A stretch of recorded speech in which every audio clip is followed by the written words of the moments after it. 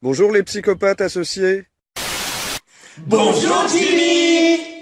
Il y a cette chanson là, Le temps des cerises que j'adore, mais ça vient de la commune.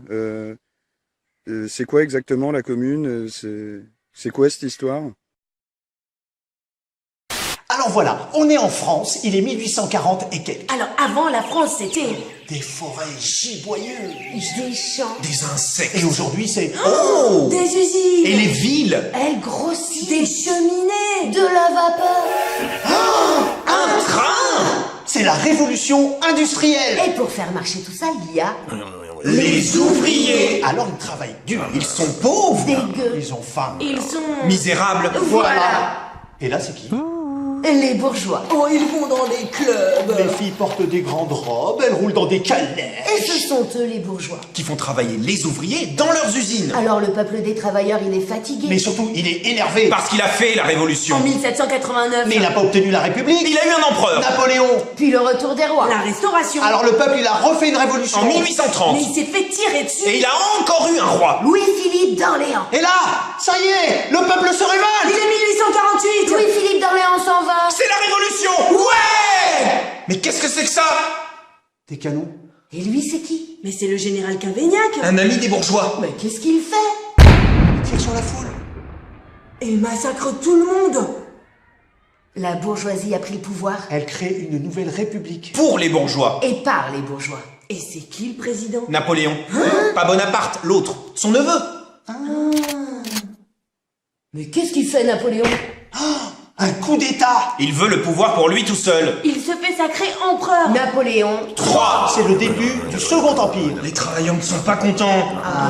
Non. Alors Napoléon provoque une réunion. Qu'est-ce qu'il dit?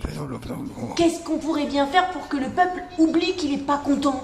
Une guerre. Mais contre qui? Bismarck. Un général allemand qui lui aussi veut faire la guerre, mais pour rassembler tous les Allemands. Il veut créer un État plein d'Allemands. L'Allemagne. Ça y est, il est 1870, la guerre est déclarée. Les Allemands ont des canons vachement plus gros. Napoléon prend une dérouillée. Une tôle. Mandale. Une rousse.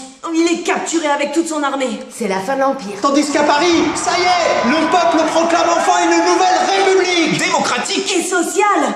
Seulement, les Allemands sont là. Ils assiègent la capitale. La ville est cernée. Il n'y a plus rien à manger. Si, du chat. Du rang. L'éléphant du zoo de Vincennes.